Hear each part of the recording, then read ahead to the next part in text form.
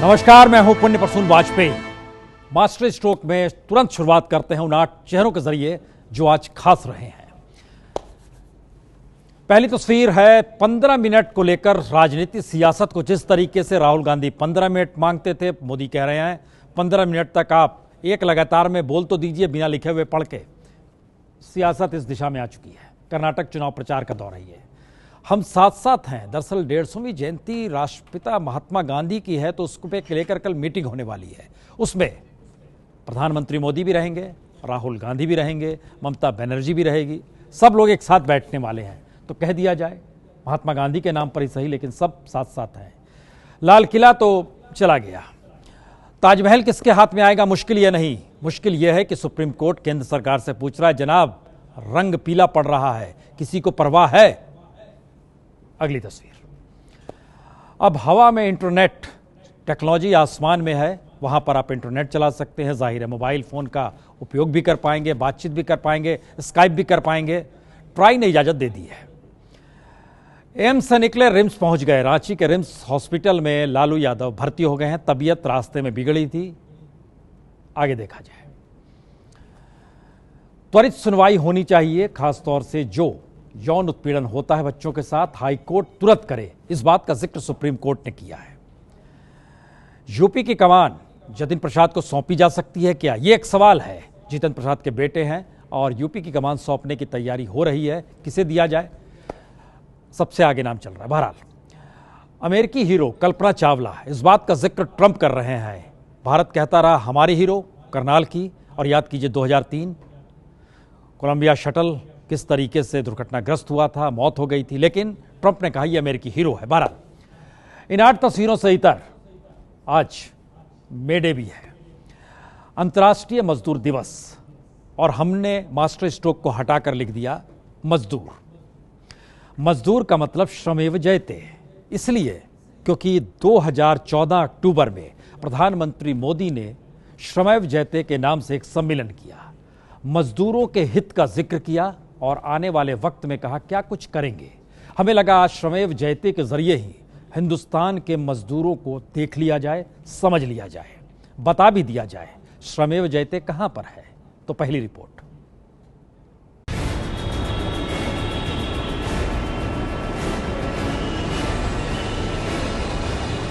तो जनसंख्या देश की ताकत है।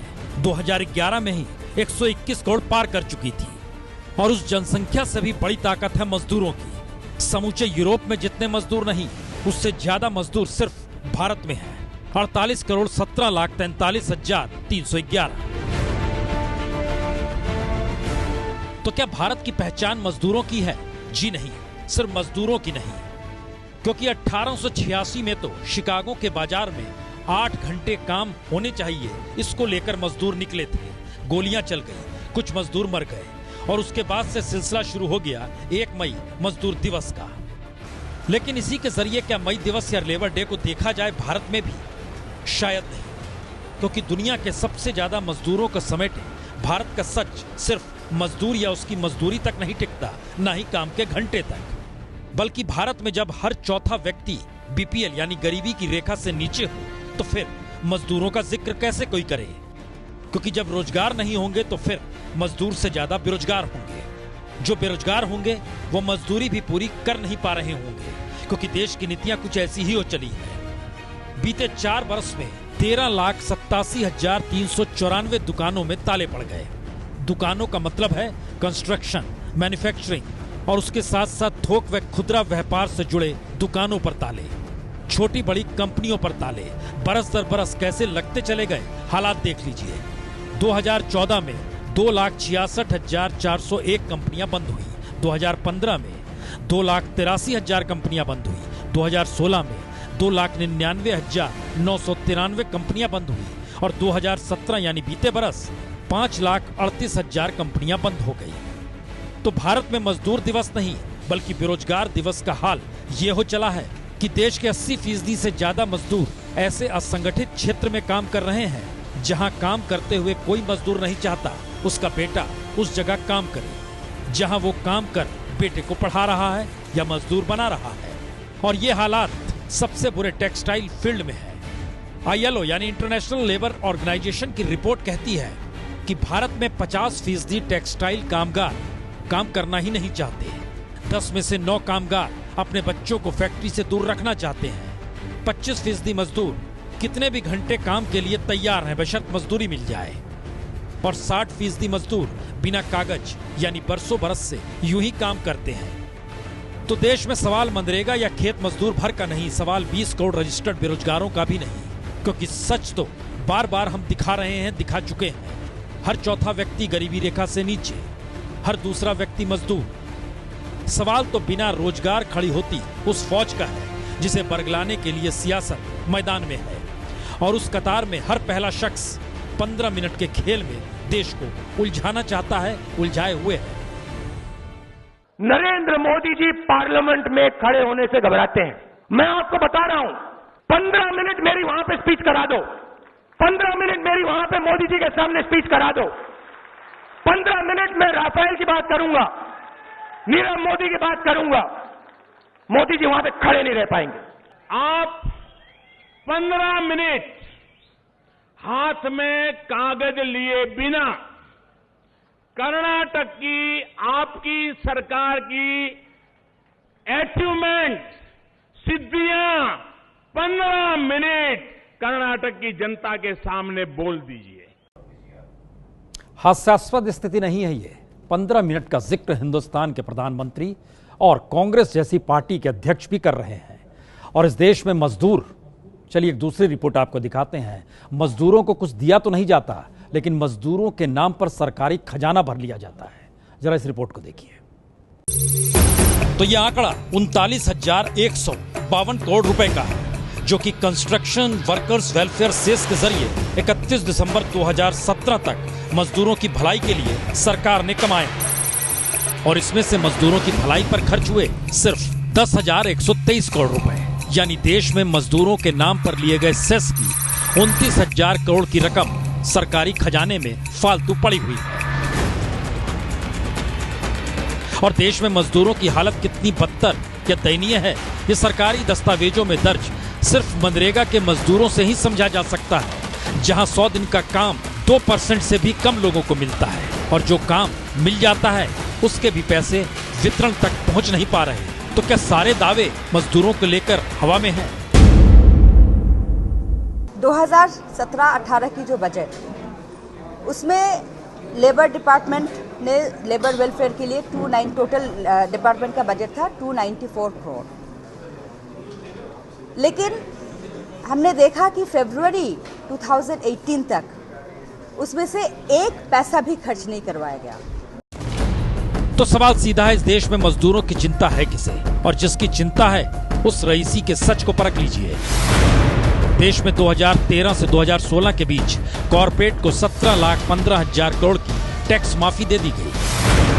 9 लाख करोड़ रुपए का एनपीए बैंकों का है, जिसमें से तकरीबन 75% कॉर्पोरेट घरानों का है जो लौटा नहीं रहे। उद्योगपति बैंक घोटाले दर घोटाले कर रहे हैं, पर कोई अंकुश लग नहीं रहा। और बहनों की पुकार मैं मीडिया से निवेदन करूंगी, क्या है आप? तो क्या कॉर्पोरेट के लिए पलक पावड़े बिछाए सरकार के लिए मजदूर फकत एक ऐसा वोट बैंक जो कहीं जाति में बटा हुआ है, कहीं धर्म में, यानी संगठित नहीं? क्योंकि दुनिया के मजदूरों एक हो जाओ की तर्ज पर मजदूर अगर एक हो गए तो फिर सियासत बदल जाएगी। अलबत्ता कॉर्पोरेट की पूंजी के आश्रय चुनाव जीते जाते हैं, ये लोकतंत्र का नायाब सच है। और इस कॉर्पोरेट को सामाजिक जिम्मेदारी का तमगा दिलाने के लिए जिस CSR यानी कॉर्पोरेट रिस्पॉन्सिबिलिटी फंड की स्थापना की गई, उसका सच है क्या, यह भी देख लीजिए। बॉम्बे स्टॉक एक्सचेंज में लिस्टेड 100 टॉप कंपनियों में से 33 कंपनियां अपना CSR फंड खर्च ही नहीं कर सकी। HCL टेक्नोलॉजीज ने महज 0.6% फंड सामाजिक जिम्मेदारियों को निभाते हुए खर्च किया। ल्यूपिन ने 0.59%, MRF ने 0.39%, इंडिया बुल्स हाउसिंग ने 0.32% और क्रॉम्पटन ग्रीव्स ने महज 0.13% CSR फंड बीते बरस खर्च किया।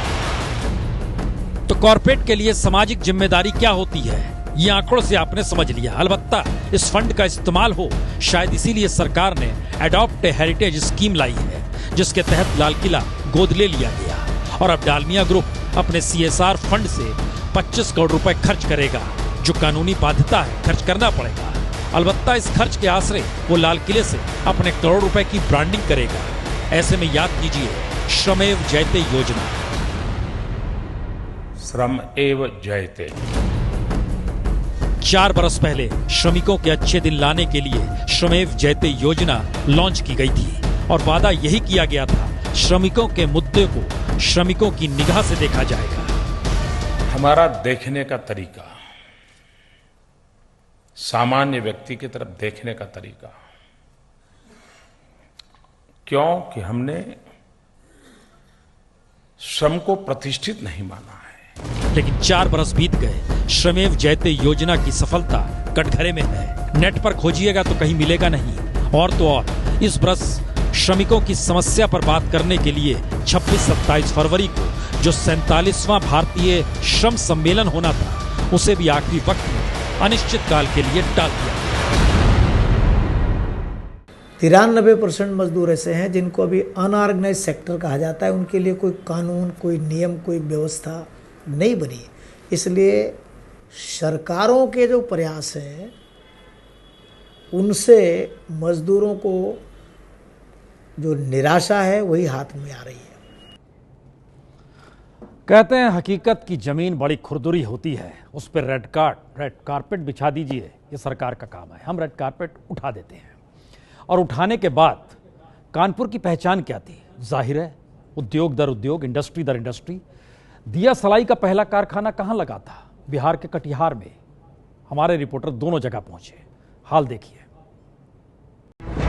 ये तस्वीर मजदूरों की है, ये तस्वीर मिलों की है, ये तस्वीर बंद मिलों के तालों की है। जो कहना है कह लीजिए, लेकिन जब ताला लग जाता है मिल में तो फिर जिंदगी पर भी ताला लग जाता है और सुध कोई नहीं लेता। तो आपको सबसे पहले लिए चलते हैं कटिहार, जहां कभी दिया सलाई का कारखाना शुरू हुआ तो माना गया वाकई उद्योग की नींव रखी गई और इस शहर की पहचान 35 मिल और कारखानों से हुआ करती थी। लेकिन ये दूर की गोटी है।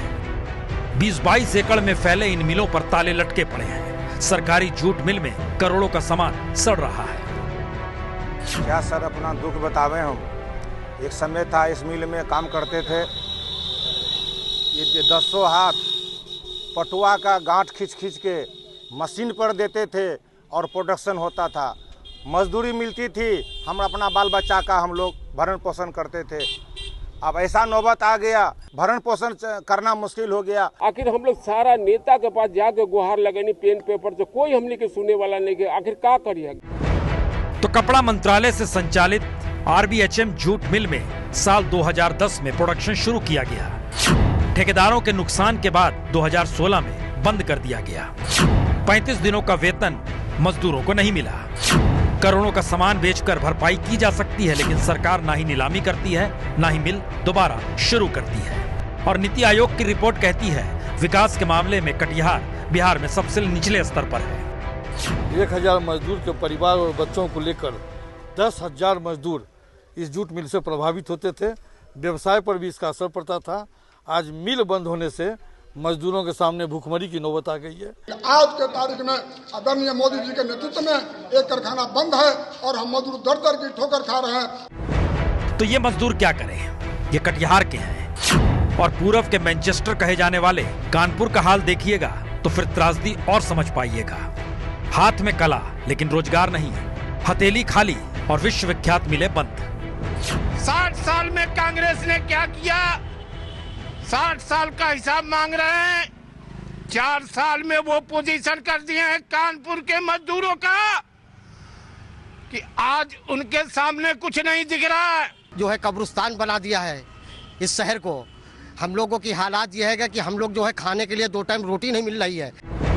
तो दर्द इसलिए क्योंकि कानपुर की पहचान तो कारखानों से ही रही है। कभी कानपुर के एल्गिन मिल में बने तौलिए यूरोप के 7 सितारा होटलों में जाते थे। विक्टोरिया मिल जितने बड़े अर्ज का कपड़ा बनाती थी, उतने बड़े अर्ज का कपड़ा बनाने की मशीनें कानपुर के अलावे विश्व में कहीं थी नहीं। मयूर मिल या मक्खन जीन्स आज कहीं दिखता भी नहीं। लाल इमली का पश्मीना, ब्लेजर और कंबल गायब हो चला है। कानपुर में आज भी कई मजदूर ऐसे जो हक की लड़ाई आज से नहीं बीते 15 बरस से लड़ रहे हैं और धरने पर दशकों से बैठे हैं। हम मई दिवस के साथ साथ में अपना मजदूर का जो है अंतिम संस्कार का दिवस मना रहे हैं। कपड़ा मंत्री भाजपा के हैं, वित्त मंत्री भाजपा के हैं, प्रधानमंत्री भाजपा के हैं और राष्ट्रपति भाजपा के होके कानपुर के हैं। सब कानपुर के हैं। अब सिर्फ यूएनओ में भले ही, यूनाइटेड नेशन में भले ही कोई महामंत्री ना हो, इतनी बड़ा काफिला सांसद, विधायक, मंत्री, कपड़ा मंत्री, वित्त मंत्री सब भारतीय जनता पार्टी के हैं। उसके बावजूद भी कानपुर के मिलों का बुरा हाल है। हम लोग किसी कंपनी ने निकाल दिया, ना हमारा फंड, ना मेरा पैसा, मेरा कुछ नहीं दिया। तो ये अलग अलग जगहों पर अलग अलग जगह आप जा सकते हैं, लेकिन कानपुर और कटिहार का हाल आपके सामने है। रोजगार के साधन नहीं, और जो साधन है उस पर तालेबंदी। इस दौर में सोशल मीडिया से लेकर टेक्नोलॉजी ने तो लेखन भी बंद कर दिया है, लेकिन हमें लगा मजदूरों के दर्द को कलम के जरिए जो उकेरते थे साहित्यकार, शायर, वो क्या लिखते थे, हमको लगता है एक बार सुनाया जाए, दिखाया जाए, फिर अगली रिपोर्ट पर चलेंगे। आज की रात बहुत गर्म हवा चलती है, आज की रात में फुटपाथ पर नींद आएगी। सब उठो, मैं भी उठूं, तुम भी उठो, तुम भी उठो, कोई खिड़की इसी दीवार में खुल जाएगी। ये कैफी आजमी की नज्म है, सिनेमाई पर्दे पर उकेरी गई। लेकिन कैफी साहब जब मुंबई में अपने संघर्ष के दौर में थे, उस दौर में उन्होंने मुंबई के मजदूरों के दर्द को भी देखा था और इस नज्म को लिख डाला। और भारतीय शायरों की फितरत ही कुछ ऐसी हो गई कि अपनी माली हालत तले मजदूरों के दर्द से कलम भिंगोते रहे, लिखते रहे। जानिसार अख्तर मुंबई पहुंचे तो क्या लिखा, और तो मुझको मिला क्या, मेरी मेहनत का सिला चंद सिक्के हैं मेरे हाथ में छालों की तरह। और चंद सिक्के कैसे जोड़ दिए जाएं तो फिर कोई फरेबी करोड़पति बन सकता है। इसे बेहद सरलता के साथ राज कपूर ने फिल्म श्री 420 में उभार दिया। तो फकीर की झोली रखता हूँ तुम्हारे सामने, इसमें 97 रुपए 6 आने और 2 खोटे पैसे, 2 रुपए 10 आने कम नहीं। भले एक खिड़की कम लगाना, लेकिन घर दे दे मेरे राजा। तो फरेब के दौर में मजदूरों को घर कहाँ मिलता है, और शायद इसीलिए मुनव्वर राणा ने लिखा, सो जाता है फुटपाथ पर अखबार बिछाकर, मजदूर कभी नींद की गोली नहीं खाता। और शायद मजदूरों को लेकर हर शायर, हर लेखक, हर फिल्मकार ने अपनी सोच से मजदूरों के दर्द को उभारा जरूर। आदम गोंडवी ने लिखा, वो जिसके हाथ में छाले हैं, पैरों में बिवाई है, उसी के दम से रौनक आपके बंगले में आई है। पर देखिए वक्त कैसे बदलता चला गया। जब फैज हुआ करते थे तब जिक्र हक का होता था, और शायद इसीलिए उस दौर में उन्होंने जो नज्म लिखी मजदूर के हक को लेकर, उसे बॉलीवुड का सिनेमा ले उड़ा। हम मेहनत कश इस दुनिया से जब अपना हिस्सा मांगेंगे, एक बाग नहीं, एक खेत नहीं, हम सारी दुनिया मांगेंगे। एक बाग नहीं, एक खेत नहीं, हम सारी दुनिया मांगेंगे। तो हक का सवाल अब कहाँ गूंजता है? अब तो लड़ाई 2 जून की है, और उस अक्स में अफजल खान की शायरी कहती है, लोगों ने आराम किया और छुट्टी पूरी की, 1 मई को भी मजदूरों ने मजदूरी की। जी, लेकिन आज हमने तय किया कि आज कश्मीर जरूर जाएंगे, और कश्मीर में जिक्र आतंकवाद का नहीं करेंगे, जिक्र सेना का नहीं करेंगे, जिक्र वहां के भटके हुए युवाओं का भी नहीं करेंगे, जिक्र सत्ता सरकार का भी नहीं करना चाहेंगे, जिक्र करेंगे वहां की लड़कियों का। और हमारे संवाददाता आसिफ की इस रिपोर्ट को देखिए।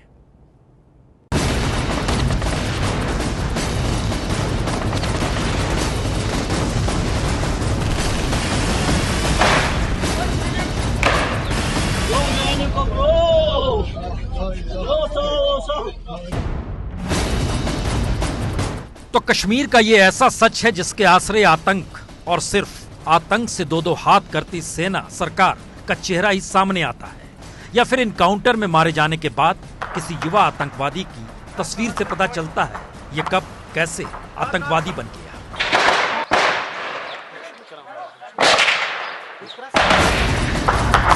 पर घाटी में आतंक के शोर से इतर कश्मीर की लड़कियां, महिलाएं, उनका दर्द, उनकी संवेदना कभी दिखाई नहीं देती कि वह कश्मीर को लेकर सोचती क्या है। तो आइए इन 5 तस्वीरों को देख लीजिए।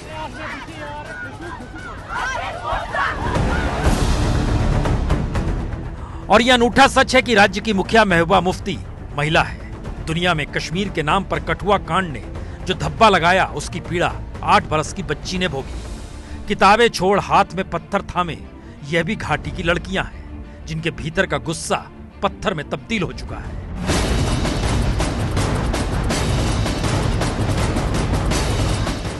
वहीं जिस शोपिया की पहचान आतंकवादी पैदा करने वाले इलाके से है, उसी शोपिया की अदीबा टाक है, जिसे अमेरिकन यूनिवर्सिटी ने 100% स्कॉलरशिप दी और अपने यहां बुला लिया। और बाबरा में आईएएस बनने की ऐसी भूख की पुलवामा से निकलकर श्रीनगर पहुंची और कोचिंग सेंटर में एडमिशन ले लिया। 16 साल की बाबरा दक्षिण कश्मीर के पुलवामा जिले के एक दूर दराज गांव से आती है। तो किस कश्मीर को सही माने या किस घाटी को गलत करार दे, और घाटी को क्या अब लड़कियां ही सहेजेंगी?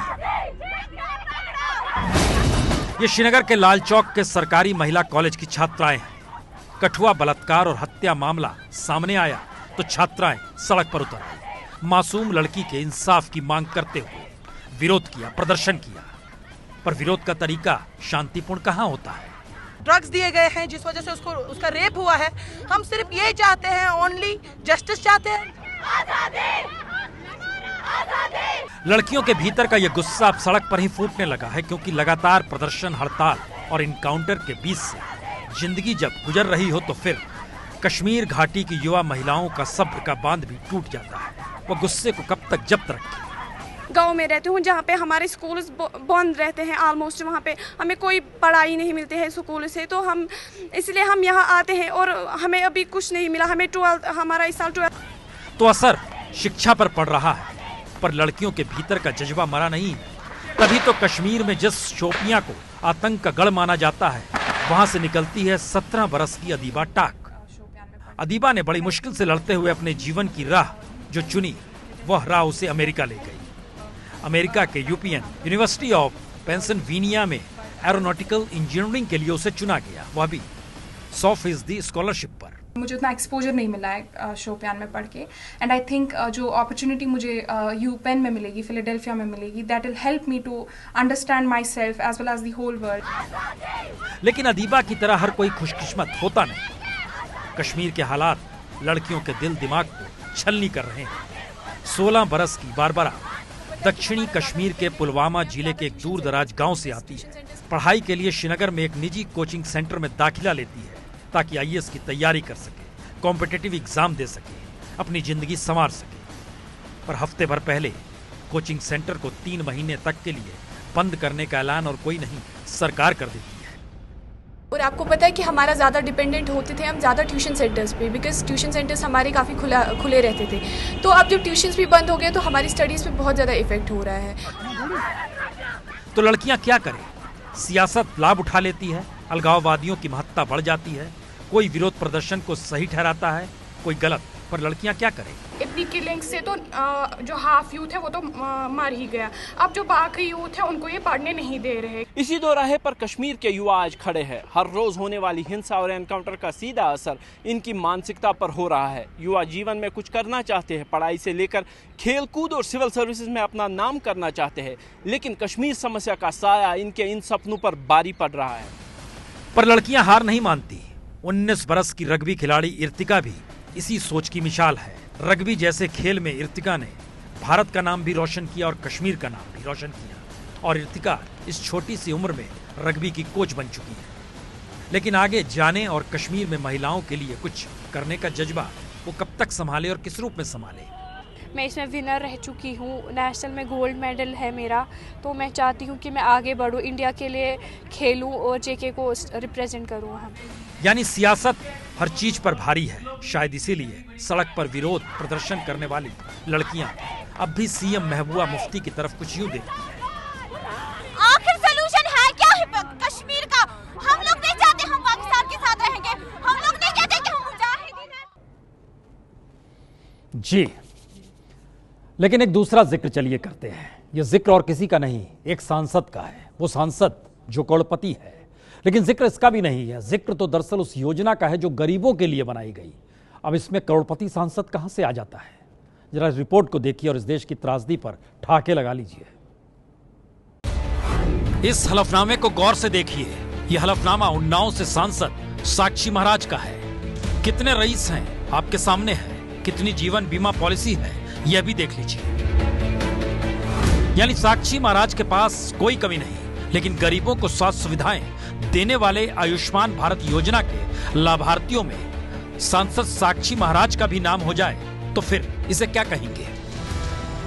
जी अब दस्तावेज देखिए और इस नाम को गौर से पढ़ लीजिए। दरअसल एटा के भागीपुर में कल राष्ट्रीय स्वास्थ्य मिशन योजना के तहत आयुष्मान भारत योजना का शुभारंभ हुआ। तो भागीपुर ग्राम सभा से 512 लाभार्थी चयनित किए गए। हम किसी के लिए करें ना करें, लेकिन अपने बच्चे के लिए, अपने परिवार के भविष्य के लिए तो करो। और ये लिस्ट उन्हीं लोगों की है। इनमें से 118वें नंबर पर है उन्नाव के सांसद साक्षी महाराज। यानी साक्षी महाराज को भी 5 लाख रुपए का स्वास्थ्य बीमा चाहिए। अधिकारी कहते हैं ये लिस्ट केंद्र सरकार की तरफ से आई है, वो क्या करें? ये लिस्ट तो केंद्रीय सरकार द्वारा भेजी गई है। जो उसमें कमियां हैं या जो देखा जाएगा उससे ऐसे लोग हो सकते हैं जो आज आर्थिक स्थिति उनकी बहुत अच्छी हो और सन 2011 में इतनी अच्छी ना हो। तो वाकई ये अधिकारी क्या करें, क्योंकि आयुष्मान भारत के नाम पर भद्दा मजाक तो शुरू हो चला है। या कहें केंद्र के अधिकारी अपनी मनमर्जी से किसी का भी नाम डालकर टारगेट पूरा करने के मूड में आ चुके हैं, क्योंकि साक्षी महाराज ऐसा नाम जिसे हर कोई जानता है। यहाँ तक कि साक्षी महाराज की बयानबाजी से प्रधानमंत्री मोदी भी परेशान रहते हैं, लेकिन केंद्र के अधिकारियों ने उनका नाम डालने में हिचक दिखाई नहीं। मतलब साफ है, आयुष्मान भारत को लेकर अधिकारियों में कोई गंभीरता नहीं है। वैसे लिस्ट में सिर्फ साक्षी महाराज भर का नाम नहीं, उनके भाई स्वराज का भी नाम है। रिटायर्ड शिक्षक क्षेत्रपाल, व्यापारी डालचंद, सरकारी शिक्षक दुर्योधन सिंह और स्कूल प्रबंधक सत्य प्रकाश जैसे कई वो नाम शामिल जो योजना के नियमों के मुताबिक लाभार्थी की परिभाषा में आते ही नहीं। तो आयुष्मान भारत योजना के तहत गरीबों को 5 लाख रुपए का स्वास्थ्य बीमा फ्री दिया जा रहा है और प्रधानमंत्री की यह महत्वाकांक्षी योजना है जिसके आश्रय वो गरीबों के दिन बदलना चाहते हैं। सरकार सिर्फ योजना बनाने पर ही ध्यान नहीं दे रही, बल्कि ये भी सुनिश्चित किया जा रहा है कि उन तक इन योजनाओं को कैसे पहुंचाया जाए। तो पीएम ने गरीबों की सोची और नाम आ गया करोड़पति सांसद का। तो ये गड़बड़ी एटा के एक छोटे से भागीपुर इलाके की है। अब सोचना शुरू कीजिए, देश के अलग अलग हिस्सों में क्या हो रहा होगा। जमीन वाकई बड़ी खुरदरी होती है। दरअसल ये यूपी की जमीन है, लेकिन हमें लगता है कल हमने आपसे एक वादा किया था। प्रधानमंत्री ने जो वादा कर दिया बत्ती को लेकर, बिजली को लेकर, गांव में बिजली को लेकर, उसका कुछ सच टटोल लिया जाए, देख लिया जाए। प्रधानमंत्री हैं, एक तरफ बल्ब है, कुछ पिलर हैं यानी खंबे हैं, दूसरी तरफ लालटेन है, ढिबरी है या मोमबत्ती है। आइए पहले सच को टटोल लेते हैं, बत्ती को लाइए। आपकी माताजी मैडम सोनिया जी ने कहा था हर घर में बिजली पहुंचाएंगे, 2009 तक पहुंचाएंगे। 2014 तक आप बैठे थे, क्यों काम नहीं किया? तो प्रधानमंत्री ने गांव-गांव बिजली न होने का ठीकरा कांग्रेस सरकार के सिर फोड़ दिया और अपनी पीठ ठोक ली। पर आइए आज इसी भरोसे देश में बिजली का सच भी परख ले और किस सरकार ने कितना काम किया उसे भी देख ले, क्योंकि ये दौर तो प्रचार प्रसार का ही है, उसमें सच छुप जाता है। तो सबसे पहले प्रधानमंत्री मोदी के संसदीय क्षेत्र वाराणसी के रोहनिया विधानसभा के सजोई ग्राम पंचायत का इलाका, जहां कई बस्तियों में खंबे गड़े हैं, तार खिंचे हैं, ट्रांसफार्मर लगे हैं और 2 बरस इन सब के लगे हो चुके हैं, लेकिन यहाँ के लोग बिजली की राह देख रहे हैं। 1.5 किलोमीटर दूरी पर ट्रांसफार्मर है और उससे लाइन यहाँ आने में इतना लो हो जाता है कि कोई काम नहीं हो पाता। बहुत दिक्कत है, हर काम बिजली आती है लेकिन ना के बराबर रहती है, उससे कोई काम नहीं है। लेकिन सच कौन जानना चाहता है, क्योंकि प्रधानमंत्री मोदी ने दावा किया तो पूर्व बिजली मंत्री इन पुरानी तस्वीरों के साथ ये जताने के लिए मैदान में कूद पड़े कि देश तो रोशन हो चला है और मोदी जी ने ही किया है। क्यों काम नहीं किया? पर जिक्र दावों का है तो देश के सच को भी समझ ले। 1950 में 5,60,000 गांव में से सिर्फ 3,061 गांव में बिजली थी। 70 के दशक में 18% गांव तक बिजली पहुंच गई। 80 के दशक में 2/3 गांव तक बिजली पहुंचा दी गई। और सबसे तेज विद्युतीकरण का कार्य इंदिरा गांधी के दौर में हुआ। औसतन हर बरस 20,000 से ज्यादा गांव में बिजली पहुंची। और अभी मोदी सरकार ने टारगेट लिया था 1,000 दिन यानी 3 बरस में 18,452 गांव तक बिजली पहुंचाने का। तो इंदिरा के दौर में 1 बरस में और यहां 3 बरस में 12। पहला सवाल आपके जहन में यही आएगा, तब तो मोदी सरकार के दौर में विद्युतीकरण बेहद धीमी रफ्तार से चला। पर सवाल सिर्फ इस सवाल का नहीं, क्योंकि अब देखिए मनमोहन सिंह के दौर में बरस दर बरस विद्युतीकरण का हाल क्या रहा। तो आपके स्क्रीन पर जो आंकड़े चल रहे हैं उसमें 2006 और 7 देखिए। रिकॉर्ड 28,706 गांव का विद्युतीकरण हुआ। और जिन 3 बरस में मोदी सरकार ने 18,000 गांव तक बिजली पहुंचाई, उसके मुकाबले 2009-10 और 2010-11 में यानी एक ही बरस में 18,000 से ज्यादा गांव में बिजली पहुंचाई गई। और चूंकि मोदी सरकार का टारगेट 3 बरस का, तो औसतन हर बरस 6,150 गांव में बिजली पहुंचाई गई होगी। इस लिहाज से सिर्फ 2012 से 2014 तक का दौर ही धीमा रहा, बाकी हर बरस रफ्तार तेज रही। पर सवाल यह भी नहीं कि मोदी सरकार प्रचार ज्यादा करती है और पहले की सरकार प्रचार कम करती रही। सवाल तो यह है कि विद्युतीकरण की जो परिभाषा 2005 में मनमोहन सरकार ने गढ़ी, उस लिहाज से समूचे देश में बिजली के नाम पर हर शहरी को बेवकूफ बनाया जा रहा है। क्यों? क्योंकि गांव में 10% के घर बिजली पहुंचने का मतलब है पूरे गांव में विद्युतीकरण हो गया। और देश का सच यह है कि 17 करोड़ 99 लाख ग्रामीण घर इस देश में है, जिनमें से 3 करोड़ 14 लाख घरों में बिजली पहुंची नहीं है। तो फिर बिजली का नाम चाहे राजीव गांधी के नाम पर हो या फिर मौजूदा वक्त में दीनदयाल उपाध्याय के नाम पर हो, उससे देश के घर घर में बिजली पहुंचाने की बात कौन कहेगा। और शायद इसीलिए बिजली पहुंचाने का नाम 5 सरकारों ने 5 बार अपने अनुकूल बदल दिया। और आखिरी सच यही कि देश का सबसे बड़ा सूबा जो संघ और बीजेपी के लिए योगी की प्रयोगशाला बन चुका है, उस यूपी में 1,33,42,000 ग्रामीण घरों में बिजली नहीं पहुंची है। और बिहार, उड़ीसा, झारखंड को भी जोड़ दीजिएगा तो वहां भी तकरीबन 1 करोड़ घरों में बिजली नहीं पहुंची है।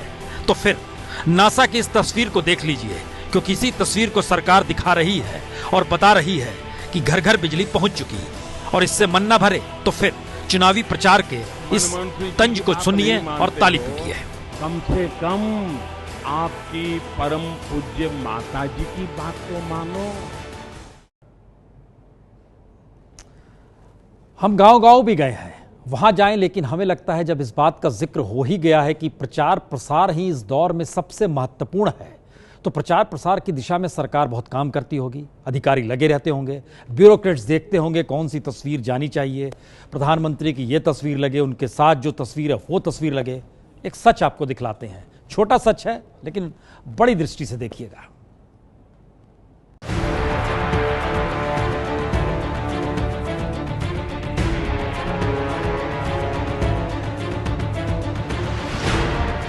तो इस विज्ञापन को गौर से देखिए। करोड़ों रुपए खर्च कर देश के तमाम अखबारों में मोदी सरकार ने यह विज्ञापन इसलिए छपवाया ताकि गांव-गांव में बिजली पहुंचाने की अपनी उपलब्धि का घर घर बखान किया जा सके।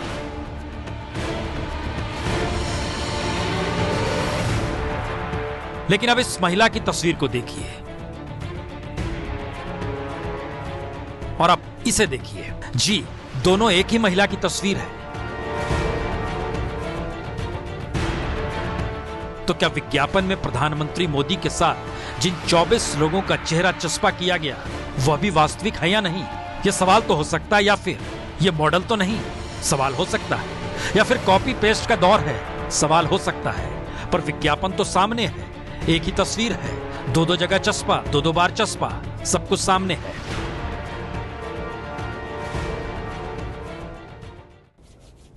जाहिर है जिस अधिकारी ने विज्ञापन निकाला उसकी तो खैर नहीं, लेकिन छोड़िए इस बात को, जिक्र हम इससे आगे करते हैं। और गांव-गांव में स्थिति क्या है, हमारे संवाददाता कई जगहों पर पहुंचे, बात की लोगों से, सामने क्या आया, रिपोर्ट देखिए। 125 करोड़ देशवासियों की टीम इंडिया का संकल्प है इन 18,500 गांवों में 1,000 दिन के अंदर बिजली का खंबा, बिजली का तार और बिजली पहुंचे, ये काम पूरा करके दिया जाए। देश के 18,000 गांव जो 18वीं शताब्दी में जी रहे थे, बिजली गांव ने देखी नहीं थी, वो बिजली पहुंचाने का काम पूर्ण कर दिया। तो प्रधानमंत्री ने लाल किले के प्राचीर से दावा किया और 18 दिन पहले उपलब्धि हासिल करने पर उपलब्धि का डंका भी पीटा। लेकिन जरा गांव वालों की सुनिए। अभी बिजली से आई नहीं, बल्ब देखने को नहीं मिले, सारी दिक्कत हम लोगों को, इसीलिए बच्चों को शादी वगैरह, खाना बनाने को परेशानी। अब का काम चला रहे, खाली सौर पैनल वगैरह लगा कोई काम ऐसे थोड़ी हो रहा है। ना लाइट मिल पा रही, ना पंखा चल रहा है, सब बच्चे फेल भी बहुत हो रहे इस चक्कर में। स्वतंत्र होने के बाद ही बिजली नहीं था गाँव में, आज तक भी बिजली नहीं है। कुछ 2 साल पहले कॉन्ट्रैक्टर लोग आए थे, बिजली को पोल गाड़े और गाड़ने के बाद चले गए। हम तो जब से पैदा हुए बिजली का कोई देखबे नहीं किए कि बिजली कैसी होती है, कैसे उससे सुख मिलता है, आराम मिलता है। गांव में बिजली कभी नहीं आई। अजय बताइए, नरेंद्र मोदी तो ये कहते हैं कि हमने गांव को बिजली पहुंचा दी है। कहीं नहीं है, सब बातें हैं फर्जी। बिजली हमारे गाँव में नहीं, ये खम्भा गड़े, ये तार खींचे, ये मीटर लगाए गए, मगर बत्ती रहे भाई आए आज तक, कब होना आई। तो किसी ने पैदा होने के बाद से आज तक बिजली नहीं देखी, तो कोई कहता है देश चलाने वालों ने धोखा दिया, तो कोई दिन में ही पढ़ने को मजबूर है, तो कोई कहता है गांव में आज तक बल्ब जलता नहीं देखा। और एपी न्यूज ने देश के कई ग्रामीण इलाकों में पड़ताल की तो पता यही चला, कई गाँव में आज तक बिजली पहुंची नहीं, यानी दावा कटघरे में है। और कई जगह बिजली के खंभे पहुंच गए, लेकिन बरसों बरस से बिजली नहीं पहुंची। यह सीतापुर से 25 किलोमीटर दूर कमलापुर का 50 गांव है। यहां आज तक बिजली नहीं पहुंची। गांव के लोग मोबाइल चार्ज करने भी 20 किलोमीटर दूर सिंधौली तहसील जाते हैं। नेता विधायक ज्यादा नहीं आवत भैया, ऐसे कहूँ वाटन बेरिया आएंगे तो आएंगे, न कबहू आवत नहीं है कोई।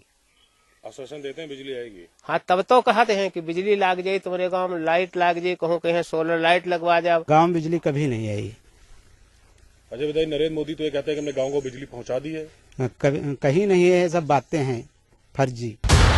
कन्नौज से तो अखिलेश यादव सांसद रहे, फिर उनकी पत्नी डिंपल यादव भी सांसद रही, लेकिन मुख्यालय से महज 7 किलोमीटर दूर कटरी गंगपुर गांव आजादी के बाद से अभी तक बिजली से महरूम है।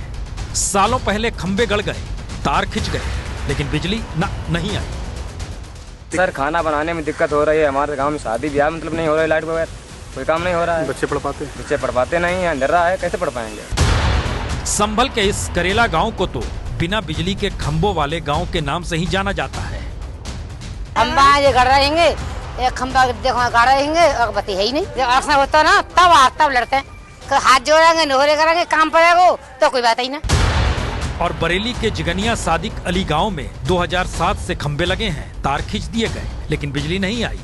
अलबत्ता कुछ गाँव को बिजली का बिल जरूर मिल जाता है। हमारे गांव में 70 साल आज़ादी के हो गए हैं, आज दिन तक ना तो लाइट आई है और ना हमारे गांव में किसी प्रकार का विकास हुआ है। और हमारे गांव में तमाम सरकारें बदल चुकी हैं, ना हमारे गांव में शौचालय हैं और ना हमारे गांव में कोई भी सरकारी इमारत है। और ये बिहार के गया जिले का हाल देख लीजिए। यहाँ मोहनपुर प्रखंड में ही एपी न्यूज संवाददाता पहुंचे तो पता चला लेंगूरा टांड, घुघरी, किताबगढ़ ऐसे दर्जनों गांव हैं जहां के लोगों ने बिजली के दर्शन आज तक नहीं किए। बिजली का यहाँ दर्शन नहीं हुआ है, कभी नहीं। वोट देते हैं, नेता आता है, अब जब वोट का समय रहता है तो कहता है कि हम तो ये बहुत किस्म के सुविधा देंगे, लेकिन जीत गेला के बाद कोई नहीं। और यही हाल सीतामढ़ी के खैरवा गांव का है। 2 बरस पहले खंबे लग गए, बिजली कौन पहुंचाएगा कोई नहीं जानता। बहुत परेशानी होता है पढ़ने लिखने में, अनार में हमसे कैसे पढ़ेंगे, वही तो दिक्कत रहता है। तो वही नहीं बुझाता, अक्षर तो भी लाइन रखे तभी तो अक्षर बुझाएगा। दरअसल गांव-गांव बिजली पहुंचाने का प्रधानमंत्री का दावा अपनी जगह है, पर सच यही देश के हजारों गांवों में बिजली पहुंची नहीं है।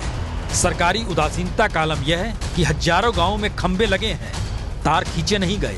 खंभों को देख लीजिए, लगता है बिजली आ ही जाएगी।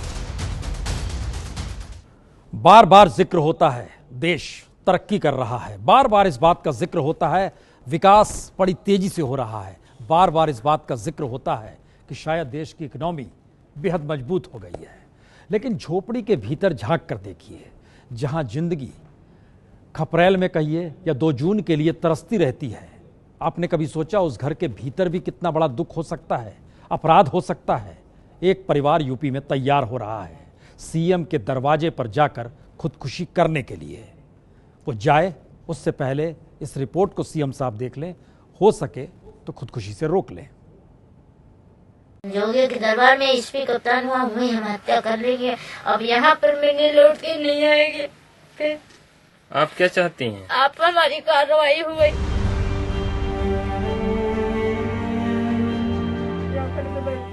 इस मां का दर्द सुनने वाला कोई नहीं, ना ही यूपी पुलिस, ना ही यूपी की सरकार। परिवार को अब आत्महत्या के सिवा कुछ सूझता भी नहीं। तो सीतापुर के इस दलित परिवार के पास ना तो आलीशान घर है और ना ही दौलत। मिट्टी में सने पैर हैं, चेहरे पर लिपटी धूल है और खपरेल का ये घर है। और आप सोच रहे होंगे 2 जून की रोटी का जब इंतजाम करने में इनकी जिंदगी थक जाती हो तो फिर इनके घर पर ऐसी क्या आफत आ गई? जी, आफत यह दबंगों को यह रास नहीं आया। आरोप रामपुर मथुरा थाने इलाके के ही 3 बदमाशों पर है, जिन्होंने इनकी नाबालिग बेटी को पहले अगवा किया, फिर महीनों तक गैंगरेप और गैंगरेप के बाद मुंबई ले जाकर बेच दिया। 2-4 बार एसपी हुआ गई, कप्तान हुआ गई, सेवक हुआ गई, थाने को कोई भगा देंगे। फिर हम जोगी हुआ गए, सब पहुंच जाए के गए और कहीं हमारी सुनवाई नहीं है।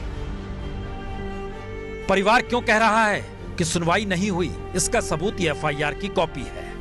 एफआईआर की वारदात की डेट 27 सितंबर 2017 की है, यानी 8 महीने बीत चुके हैं, जबकि एफआईआर 3 नवंबर 2017 को दर्ज की गई। वारदात के लगभग 1 महीने बाद विवाद से बचने के लिए गैंगरेप और अपहरण की संगीन धाराओं में मामला दर्ज भी हो गया। पर होता क्या है? होता कुछ नहीं, और परिवार को कहना पड़ता है पुलिस ने अब तक आरोपियों से पूछताछ करने की जहमत नहीं उठाई। ये सच भी हो सकता है, क्योंकि ताकतवर लोगों के सामने गरीब मजलूमों की सुनता कौन है? और जब हमने पुलिस अधिकारियों से बात करने की कोशिश की तो कोई अधिकारी कैमरे के सामने नहीं आया, हर कोई बचता दिखा। तो थाने में इंसाफ नहीं मिला तो चंदा मांगकर परिवार योगी के दरबार तक पहुंच गया। महाराज के दर से कार्रवाई का भरोसा मिला। डिप्टी सीएम केशव प्रसाद मौर्य को इस मामले की जिम्मेदारी सौंपी गई, पर इंसाफ मिलता कहां है? चंदा मांग गए, इधर से चंदा मांगे सबको, तब जोगी हुआ गए को वैसे नहीं मांगेंगे। तो कुछ मासूम बात नहीं भाई, जब कहीं कहूँ सब कुछ भाई, अब कुछ नहीं हुआ। और जिक्र बेटी का जब हो तब तब इन बूढ़े माँ बाप की आंखों में आंसू आ ही जाते हैं। माँ बाप है, किस्मत का रोना रोते हैं। इनके पास कुछ भी तो नहीं है जो अब कोई क्या लूट कर ले जाएगा, और इंसाफ दिलाएगा कौन? महाराज, पुलिस महकमा?